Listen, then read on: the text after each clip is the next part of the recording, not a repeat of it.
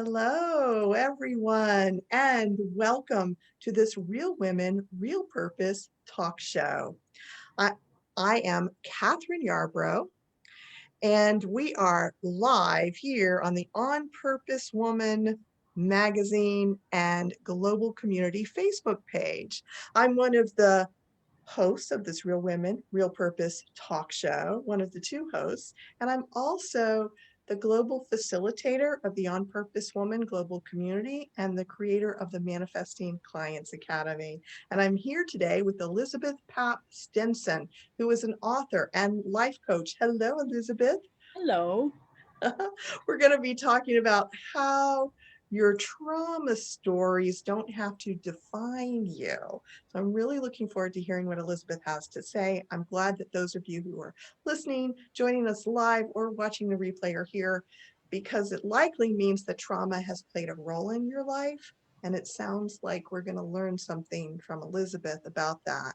She grew up in a family with 10 children. Elizabeth, I can't even imagine having 9 siblings. Wow. And an alcoholic father, this is what she shared with me before, and a mother who was raising all of these children without support and having her own mental issues, mental instability issues. So Elizabeth went through some deep soul searching transpersonal therapy for several years, which helped her let go of her childhood baggage and gave birth to her book, My Childhood Getting Over It. And she has subsequently become a life coach and is passionate about helping people heal from childhood wounds. So, Elizabeth, welcome to this talk show. Thank you. And thank you for having me. Yes. Absolutely. This is so exciting. This is your first book that you just wrote, right? Yes. Yep. So, And it's self-published. uh-huh. I think pretty much everybody does self-publishing this Yeah. day, unless there's, I don't know, got super connections in the publishing industry. Yeah. But how is it to have gotten a book out into the world and started to, because I'm assuming you have shared some personal stories in the book and Well, it was a fascinating journey, I have to say. I never started out thinking I was going to write a book when I first started my transpersonal therapy. But while I was going through the therapy, I joined a writing class. And during the writing class, I would write little stories, things that happened, traumatic stories. Mhm. And in this writing class, we would share. We would write for 45 minutes to an hour, and then we would share our writing. And after I read my stories, the people in the group would always say to me, "You need to write a book." So, Really? I kind of said, "Yeah, yeah, okay." And I had a girlfriend. Oh, for 20 years, she's been telling me to write a book. And I used to laugh when she used to tell me that because I had no desire to write a book. I didn't know what I would write about. But as I started to write and incorporate the therapy, more and more things came up for me. And as I wrote, oh, there were times where I would just weep when I cried and wrote, just Mm-hmm. got everything out. And I looked back after about 6 months and I said, well, I have quite a few. I have about 25 stories here, little incidents that happened and stories that I remembered from childhood. And so I started to think, maybe I could put together something, a book or something. And I threw it out to my family, my 9 siblings. I wrote a letter and Wow. um, kind of wanted their opinion on what they thought about it. And the reply back was unanimous that I'm grown now and that I should just get over my childhood. So So, does that mean they wanted you to forget about it all and not share these stories or yes. So, a lot of them don't believe in therapy. And so much was coming up for me. And the idea of just getting over trauma yeah. and just saying, okay, it's behind me now. I'm grown. I'm not a child anymore. while I was going through my therapy, I also became an intern and I began to learn about all the different things that happen to your mind, your spirit, and your body when Hmm. trauma happens as a child. And I read a lot of different books, watched videos, and I began to learn how the brain stores everything that you feel, even though you don't have the words yet to explain. Those patterns are in there, they're in your mind. By the time you're 7, your little personality is already formed. And by the time you're 13, your beliefs are like concrete. So getting over it was, for me, not an option. Oh, So when I just started getting to, over it. You actually healed. You wanted to heal from it. You didn't want to just, yes, couldn't just get over it. Well, most likely, and not knowing your family members, but having it, working with people in the past as a therapist type person, there's likely they haven't gotten it over it either. I'm yeah, just yeah. saying. Anyway, So, but so who that was knows? where the title came from. Oh, because Um, the title is just for everybody's benefit, My Childhood, Getting Over It, right? yeah, That's the childhood, my yes, childhood getting over. Okay, yeah. so, hmm, So I go through the stories, and I think there are 43 stories in the book. And then when I was done with that, I said, they're just stories.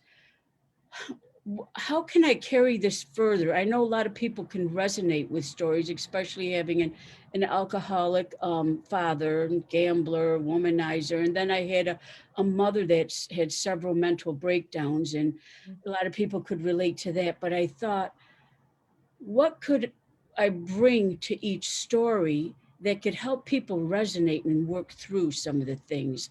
So I incorporated 3 questions into every story. hmm, At the end of each story, I had to ask myself, what did I get from this story? What did I learn from it? What do I feel about it today? Like, what do I know now that has changed? Like, how can this story morph from a trauma thing that happened to me to what I know now and what I believe in now? And then the third thing that I answered was, how can I give back to the world? So I asked the reader several questions after each story, like, what can you give back to the world, or what can you take away from this? And then I give some suggestions from the transpersonal therapy and also being a life coach myself to try to bring people more into the story and incorporate it into their lives a little bit deeper. hmm. So that's the format of the story and how I go through it. Hmm. That's very powerful. And I bet you asking yourself those questions, what did I get from it or learn from this story? How do I feel about it now based on my adult experience? That's so healing and recuperative if a person has enough distance that they can reflect on that and not Yes. just be pulled into it and feel like they're um, reliving it as a child. But if we can look at it from some of an adult perspective, Yeah. that's super good. And what happened to me when I did that was I recognized the patterns that I took on as a child because that happened, whether it was learning not to trust or whether I learned as a child that I wasn't lovable. I came second, third, fourth, fifth because of all the children. And I learned that. Well, those are the things that you carry on into adulthood. But if you can, as an adult, go back and say, this is what I know now, then you Mm-hmm. kind of shatter that belief and say, no, I don't come second. I'm an adult now and I can put myself first. That's where the healing starts for me. When people can start to do that and say, yes, that happened in the past and these are the patterns I took on, but now what am I going to do with this knowledge? Mm-hmm. Yeah. Mm-hmm. And then the third part is the giving back, because once you start healing and giving back, it creates such a connection to the world and the people around you. So, Hmm. yeah. Wow, this is so beautiful, Elizabeth. What a spirit you are. What a light you are in the world. I'm Thank so you. glad I'm getting this chance Yeah, to get to know you better through yeah, this interview. For the listeners, this is my first time meeting Elizabeth, which is yeah. exciting for me because she's got such a powerful message. And whether you're watching this live or listening to the replay, please share your thoughts in the comments, uh, below this video and on Facebook, or even if you watch the replay on YouTube later, we want to know what you have to say and what you're feeling as you hear Elizabeth share about this. And I love what you said about they're just stories. Mhm, But boy, do they feel like truth before we realize they're just stories. They're just mhm. stories. They're a Yeah, story about the past, right? right. I'm wondering if there's a story that's just a story. It doesn't have to be the rest of your life. And obviously it's not anymore because Yes. you've done so much. Is there a story you want to summarize for us here? I know we want people to go and buy your book so they reap the full reward of Yeah. your book. Well, let me see. Well, the one story was about the age of 12 or 13. And I'm never exact in the stories. I could be off by about a year. I tried to picture the house that we lived in at the time and what grade I was in school and my age that way. And one of the stories was at about 12 or 13. My mother had gone into the hospital to get shock treatments, and she was really out of it. She wasn't connecting with anyone after that. And my dad had to go to prison, and they were going to be taking him to prison. So the doctor released my mother to come back home, and she wasn't ready to come home, but she did. And she ended up running away and living on the streets. We couldn't find her. So the youngest child was 4 months old, 4 or 5 months old, and I was 12 or 13, and there was no adult at home. Were you the oldest child? No, I was the third from the top. Okay. So we didn't tell anybody. I stopped going to school to take care of the little ones. There was a Wow. preschooler and a 4 month old. And the truant officer kept coming to the house, but I wouldn't answer the door. And finally, one day, I think it was like week 3, we used to go out and steal food in a little posse. And Mhm. we used to plan what we were going to steal. And everyone had different parts of the store to go to. And then, we would come home and try to make a meal out of that. We found out we couldn't feed my little brother, who was 4 months old, whole milk because he got sick. So then we had to steal formula. But that was one time in my life where there were no adults. Finally, the truant officer answered the door after a couple of weeks, and social services got involved. So then they sent somebody, they didn't want to separate 10 of us, so they sent somebody to live with us, like a home health person. Oh my goodness. And that was really interesting. I write about that. She was an older Black woman, and she taught us all about soul food, which we know nothing about. And bingo, she had to go to bingo, so she would have her friend come and watch us. But it was so totally different what I had grew up with, and just the food alone was just fascinating to learn about ham hocks and black eyed peas and all of that. So then after a while, they did find my mother, and she came back home. My dad got out of prison, and the family rejoined again, but that was a rough time. But there are similar stories, Mhm. about my parents just not being there and Mhm. having to work through it as a child. Like, what are we going to do? Yeah. Mhm. Mm. So, and not Hmm. all the stories were about trauma. I had to throw some in there that were a little bit lighthearted. I said, I can't just keep telling over and over, all the bad stuff, because there were some good Oh, that's moments and good. times. Yeah. That's nice. So Well, so you grew up and you became an adult. As an adult, did it impact, did this experience impact your life in terms of work or relationships? it did with relationships, yes. Because when I first married, I was in an abusive relationship. Mm. And, that to me was normal, seeing it, experiencing it. Um, but I made a decision really quickly that I was going to get out of that. I realized, I don't know how, but I had this epiphany, and I just recently wrote a little story about that. When I hit the bottom of the stairs, I had an epiphany that I said to myself, oh my God, I married my dad. And I knew that, and I did not want to live the same life that my mother lived. So lucky for me, and for somehow I had the insight at such a young age, because I got married at 17, to get Mm, out of it before it went further. So mm, that impacted my decision to marry, even though I knew he was abusive. Um, and my self-worth suffered a lot as an adult. My confidence in, even my career, I always questioned myself. I always said, can I do it? Am I strong enough to do it? Did I mm, have what it took? mm, It took a while. I've worked on myself for years. In the last 5 years, just exponentially. I've just catapulted, I feel like, just so far in mm, my growth spiritually. Yeah. mhm. It's beautiful. I love hearing about people healing.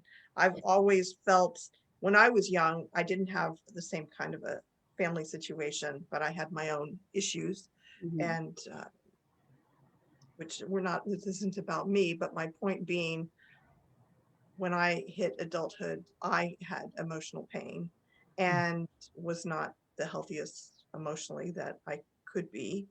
And I believed that we could heal, that I could heal, that other people could heal, and have got on my healing journey early in my 20s, as well as sounds like you started saying yes to yourself through that marriage, getting out of that marriage. And I've always believed it, but not everybody knows it. Not everybody knows that they have the capacity to Right. heal. I love hearing that you've made this transformational journey for yourself. It's really beautiful. And, the beauty of the whole thing about writing stories, and I always encourage people, even in our writing group, to write about it and get it out, because the healing begins the first time you share. And then when you begin to write about it and really feel it, like you said earlier, they become a story. Yes, these are my stories, but they're not me anymore. They're Mhm. not who I am. And that's the beautiful part about the healing that takes place. Yeah. Yeah. And I love what you just said. The healing begins the first time you share, because stories like what you're talking about, there's a lot of shame for most people. They Hmm. don't want to share, they want to keep that stuff hidden. And whether it's neglect or abuse Hmm. or what physical trauma of any kind, people, there's so much shame attached to it, and that shame keeps things hidden. And when you start to share them, you can break that shame Yeah. wrap. Yes, that's where it starts. I always say, just say it. Just Hmm. start to say it. And yeah, it'll Hmm. start. Yes. So, okay, so folks, you can get Elizabeth's book at www.mychildhoodgettingoverit.com.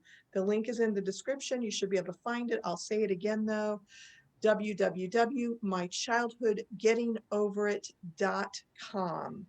And I love that you talk about, it starts with first writing the story, Elizabeth, and you also mentioned, you kind of pointed to the whole idea of self-love, and that being an Yes. important piece of it. Can you speak to that a little bit? When you start to talk about some of the trauma, that's when you begin to learn about how it impacts you. If you never talk about it and you hold it in, that shame is one of the biggest things that keeps self love away. Hmm. Shame can just dominate every part of your life, and it just has tentacles that go everywhere. When things happen to you as a child, they're so not your fault. But there's culture, your family, there's so many things that put these labels around it, or even sometimes the blame around it. And when you begin to get that out, self love starts to come in, and you begin to realize, yes, okay, that did happen to me, but that's not who I am now. And I'm beautiful. I love myself. I can put that down. Once you begin to release it, you can put it down. And I always say to people, if you don't own it, you can't put it down. Oh, what an interesting Yes. juxtaposition. That is so challenging. If you, And it goes back to your family. Didn't you yes, say in the beginning that your siblings were like, oh, you're a grown up now, just get over it? yeah, So that's speaking to the possibility that they haven't owned it yet. yeah. You have to own it and feel it and then say, okay, I'm done with it now. If you don't do that, you don't really have the power to put that down. But once you can do that, even if it's little pieces at a time, that opens up space for love to come in. Hmm, Yeah. hmm. Yeah. That's beautiful. I love that. Yeah. Got to own it and feel it. Well, so let me just make sure. I want to see if we have any comments. I'm not seeing any right now. But if you are watching this, whether you're watching the replay or the or here with us live, share what you're feeling, what you're thinking, any questions you have for Elizabeth, because I mean, she's obvious. I mean, it's so clear to me, Elizabeth, you are here to share this message and share your Yeah. light and love into the world so that people who have experienced trauma can heal. And Mhm. what a beautiful message, Yeah. because I'm pretty sure a lot of people have had some sort of trauma experience. But Mhm. let's define that for folks. There may be people who aren't sure if they've had some sort of trauma experience. Do you have a definition that you use? I think anything that the thing with transpersonal therapy is it covers physical, it covers spiritual, and then it covers the mind and how they all work together. So you could have bypassed any physical trauma, like say you weren't, your parents didn't beat you up, but you could have had spiritual trauma or even emotional, where a lot of times I hear women say, well, he never hits me, but there's emotional trauma. Mm. And I know Maya Angelou used to say that it's sometimes when you're in a relationship, it's like you're married to a bird and they just keep pecking at you, peck, peck, peck, peck, a little at a time. Mm. Yeah. And after a while, that pecking, whole parts of you just disappear. So sometimes it's harder to recognize if it's emotional or if it's just those little jabs all the time. Spiritual can be completely different, where you could have religious abuse, where, you know, this is how you have to believe, there's no other way. Mm. And a lot of people grow up in that, and that's what they're taught, and they never know any different. This is their religion, this is what they believe in. So religious abuse can fall under that umbrella. There's just so much abuse that is hidden, unrecognizable, until you begin to sit with yourself and really say, okay, this is what I believe in. And why do I believe this way? Is it because my parents said this is what I had to believe in? Is it because my religion said this is what I had to do? Um, or any other type of trauma with emotional abuse. You know, when my husband or my boyfriend keeps doing this to me, why do I allow it? Or why does he do that? Or does it hurt me? There's so many questions you can begin to ask yourself when you get quiet with yourself. And then you'll start to recognize this doesn't feel good. This is not something that feels good to me, and why? Mhm. And begin to explore that. So I know you've started to work with people as a coach. Mhm. Is this your approach when you work with people? Do you have them start by telling stories or writing stories or? No, the first thing I always do is get a history. I try to get a complete history of the family, their background, um, education, religion, even grandparents. Now, And let me then, interrupt you for a second, and I apologize about this, but I'm just for clarification, because I know you say you're a life coach, but do you specifically work with people who have experienced trauma? yes, yes, Okay, yes. all So right. then once we get the family history down, I begin to start to look at their spiritual, physical, and mental, and how their history can show us patterns, like what comes up generationally for them. Is it anger? Is it a certain type of abuse that's been running in the family? And when clients begin to see a pattern in their life, like, oh yeah, I do that all the time. Or in one of the most common ones, especially for women, is why do I always pick the same man? He has a different face, but he's got the same personality. And why do we do that? Well, let's go back and see who in your life was similar to that. Who was it? A grandfather, an uncle? Was it your dad? Let's try to figure out where the pattern starts and see how we can work with that to break that, and what we can do and work on spiritually, whatever your belief in. There's no any religion that you have. Emotionally, how we can work on that, and different things that we can do to help break the patterns. Yeah. It's interesting, and I don't want to put you on the spot. I'm just curious. So if this question is uncomfortable, that's fine. We don't have to go here. But I've always thought that coaching was more for people who were wanting to look forward versus deal with the stuff from the past, which is more like therapy. And it sounds like you're sort of trying to bridge the two for people who want to recover from trauma. Yes, and the reason why I do that, and um, the schooling that I went through, was that you have to feel something first. You have to actually find out and feel it, and then you can release it. We work with different ways to release it from your body, because all are connected.